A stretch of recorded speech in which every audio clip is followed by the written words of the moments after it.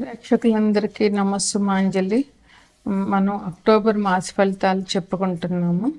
October నెలలో September 22 నుండి October 2వ తారీఖు వరకు దేవి నవరాత్రులు జరుగుతూ ఉన్నాయి. దేవి నవరాత్రులు చివరి 2 రోజుల అవతారాలు మహిషాసురమర్దిని, రాజరాజేశ్వరి అవతారాలు అక్టోబర్ 1, 2 తారీఖులు అయినాయి. అందువల్ల అమ్మవారిని విశేషంగా పూజించడం వల్ల అమ్మదయ మనకి కలుగుతుంది. ఇప్పుడు తదుపరి 12 రాశుల్లో తదుపరి రాశి కర్కాటక రాశి. కర్కాటక రాశికి అధిపతి చంద్రుడు. కర్కాటక రాశిలో ఉన్నటువంటి నక్షత్రాలు ఏంటంటే పునర్వసు 4వ పాదము, పుష్యమి 4 పాదాలు, ఆశ్లేష 4 పాదాలు ఉంటాయన్నమాట. అయితే అసలు గ్రహాల స్థితిగతులు ఎలా ఉన్నాయి అంటే మేషం వృషభం ఏమీ లేవు. మిథునంలో గురువు ఉన్నారు, సింహంలో కేతువు శుక్రుడు ఉన్నారు, కన్యలో రవి బుధుడు ఉన్నారు, తులలో కుజుడు ఉన్నాడు, రాహు కుంభంలో ఉన్నారు, శని మీనంలో ఉన్నారు. అయితే ఈ గ్రహాల చలనం ఎలా ఉంది అన్నట్టుంటే అక్టోబర్ 3వ తారీఖున బుధుడు కన్య నుంచి తులకొస్తారు. అక్టోబర్ 10వ తారీఖున శుక్రుడు సింహం నుంచి కన్యకొస్తారు.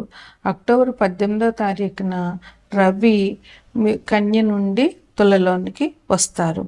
ఇక అక్టోబర్ నెలలో వచ్చేటటువంటి పండుగలు ఏంటంటే అక్టోబర్ 19వ తారీఖు ధనత్రయోదశి, అదే రోజు నరక చతుర్దశి కూడా అయ్యింది. అక్టోబర్ 20వ తారీఖుని దీపావళి అమావాస్య. ఈ దీపావళి అమావాస్య అంటే పిల్లలకి పెద్దలకి అందరికీ కూడా చాలా మంచి పండుగ, చాలా ఆనందంగా జరుపుకుంటారు. అదేవిధంగా అందరూ ప్రేక్షకులు జరుపుకోవాలని నా కోరిక. ఇక ఈ రాశి వారికి, కర్కాటక రాశి వారికి ఈ మాసం ఎలా ఉంటుంది అంటే ఇది ఎట్లా ఉంటుందంటే వీళ్ళకి మిశ్రమ ఫలితంగా ఉంది. మంచి జరుగుతుంది, కొంచెం మానసికంగా అశాంతి లేదా వీళ్ళకి కొంచెం ఇబ్బందులు భార్య అన్నీ కొంచెం జరిగే అవకాశం ఉంది. అయితే ఏంటంటే వీళ్ళకి ఈ మాసంలో వీళ్ళకి ఆధ్యాత్మికత ఎక్కువ అవుతుంది. మనకి అక్టోబర్ 22 నుంచి కార్తీక మాసం మొదలవుతుంది. అంటే అప్పటి నుంచి ఇంకా మనం కార్తీక మాసం అందరూ విశేషంగా పూజ చేస్తారు కదా, శివారాధన చేస్తాము. ఈ మాసంలో వీరికి మంచి ఆధ్యాత్మికత మీద మనసు మళ్ళుతుందన్నమాట. దైవ ప్రార్థనలు, దైవ పూజలు చాలా ఎక్కువగా చేస్తారు ఈ రాశి వారు. శారీరకంగా మానసికంగా కూడా వీళ్ళు చాలా ఆనందంగా ఉంటారన్నమాట.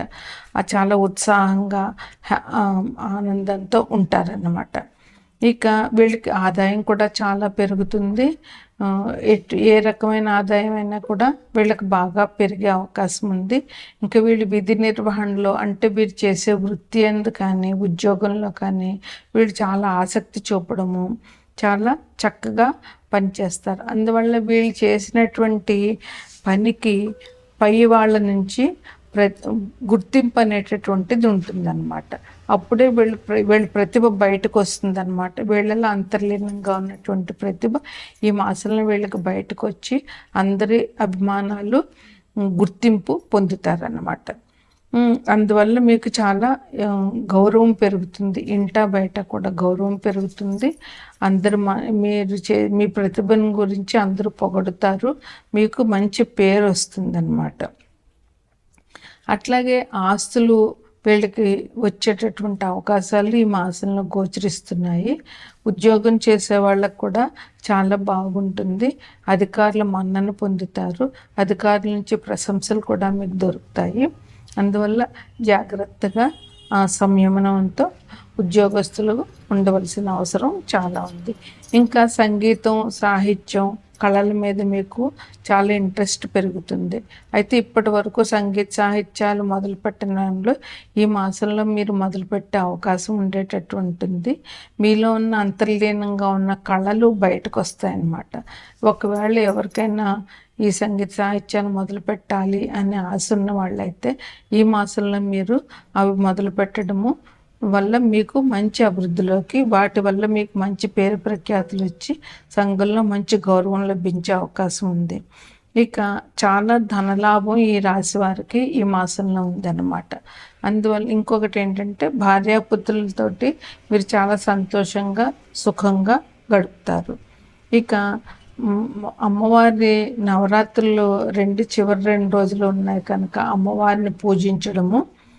కర్కాటక రాశికి అధిపతి చంద్రుడు కనుక చంద్రుడు కూడా అమ్మవారిని లలితా పరమేశ్వరిని సూచిస్తాడు కనుక అమ్మవారి పూజ చేసుకోవడం లేదా అమ్మవారి గుడికి వెళ్ళి దర్శనం చేసుకోవడం ఈ రాశి వారికి చెప్పేటటువంటి ముఖ్యమైన పరిహారం.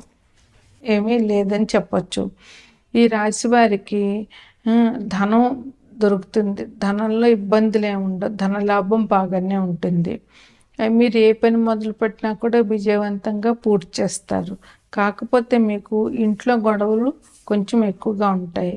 మీరు వివాహ ప్రయత్నాలు ఎవరైతే వివాహం కావాలని అనుకుంటున్నారో వాళ్ళకి ఈ మాసంలో వివాహం కుదరడము, లేదంటే వివాహం అన్ని మ్యాచ్ సెటిల్ అయిపోయిన వాళ్ళకి పెళ్ళిళ్ళు జరగడము ఈ మాసంలో జరిగే అవకాశాలు ఉన్నాయి. మీకు ఎప్పటి నుంచో ఉన్నటువంటి కోర్టు సమస్యలన్నీ కూడా ఇప్పుడు పూర్తయిపోయే అవకాశం వచ్చింది అంటే, లేదా పూర్తిగా ఇంకా ఒక కొలిక్కి వచ్చేస్తుంది అన్నమాట. దానివల్ల ఇబ్బందులు తగ్గిపోతాయి అన్నమాట. ఇంకా మీకు కొత్త నగలు కొంటారు. ఏ విషయమైనా కూడా వాయిదాలు వేయద్దు. రేపు చేద్దాం ఆపు చేద్దామని అనుకోకుండా ఎప్పటి పని అప్పుడు పూర్తి చేయడం అనేటువంటిది ఈ మాసంలో మీరు చేయడం చాలా అవసరం. ఇంకా కొన్ని అశుభవార్తలు కూడా వినే అవకాశం మీ రాశి వారికి ఉంది. అందువల్ల జాగ్రత్తగా ఉండండి. ఇంకా మీ అన్నదమ్ములతో మీకు గొడవలు వచ్చే అవకాశం ఉంది కనుక మీరు ఒకవేళ గొడవ జరిగే పరిస్థితి ఉంటే అక్కడికి ఆగిపోవడం, మాట్లాడకుండా ఉండి మౌనం వహించడమో చేయడం మంచిది. ఎందుకంటే మాటకు మాట పెరిగితే గొడవలు పెద్ద అవుతాయి. అన్నదమ్ములతో విరోధం అన్నది ఎవరికి హర్షించేటటువంటి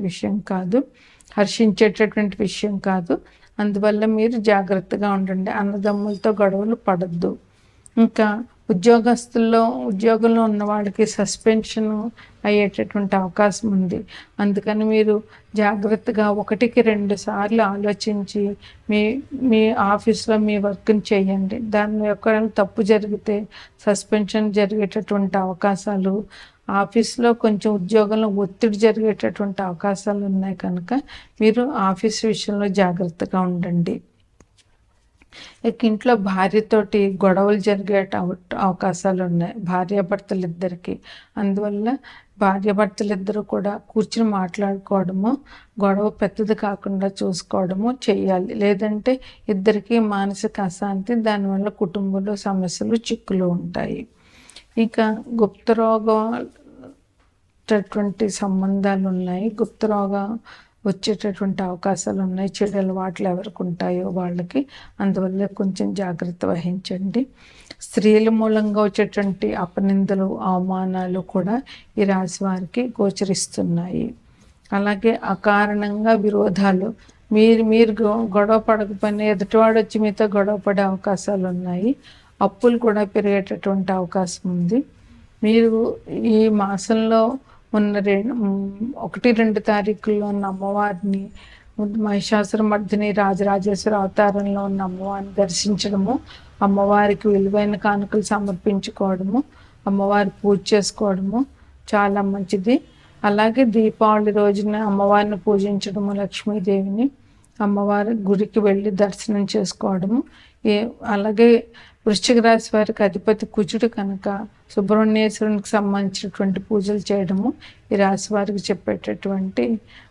కుంభరాశి వారికి అధిపతి శని భగవానుడు కనుక శనికి సంబంధించినటువంటి పూజలు అంటే ఎలాగూ ఈ నెల 22 నుంచి కార్తీక మాసం వస్తుంది కనుక విశేషంగా శని భగవానుడి ఈ కుంభరాశి, మకర రాశి వారు ఎవరికైతే ఏలినాటి శని ఉందో అంటే మేషరాశి వారు, మీన రాశి వారు వీళ్ళందరూ కూడా శని భగవానుడికి, మహాశివుడికి అభిషేకాలు చేయడము ఈ కార్తీక మాసం అంతా చాలా విశేషమైనటువంటి పరిహారం.